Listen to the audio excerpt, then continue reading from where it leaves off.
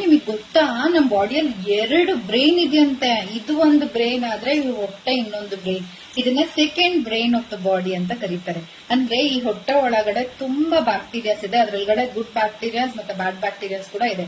ಈ bacterias ಯಾವ್ದ್ರದ್ದು quantity ಜಾಸ್ತಿ ಇರುತ್ತೋ ಅದು ನಾವು ತಿನ್ಬೇಕು ಅಂತ ಆಸೆ ಆಗೋದು. ಅಂದ್ರೆ ನಮ್ದು ಹೊಟ್ಟೆಯಲ್ಲಿ ಗುಡ್ ಬ್ಯಾಕ್ಟೀರಿಯಾಸ್ ಕ್ವಾಂಟಿಟಿ ಜಾಸ್ತಿ ಇತ್ತು ಅಂತಾನೆ ನಾವು ಹೆಲ್ದಿ ಫುಡ್ ಚಾಯ್ಸಸ್ ನ ಮಾಡ್ತಾ ಇರ್ತೀವಿ.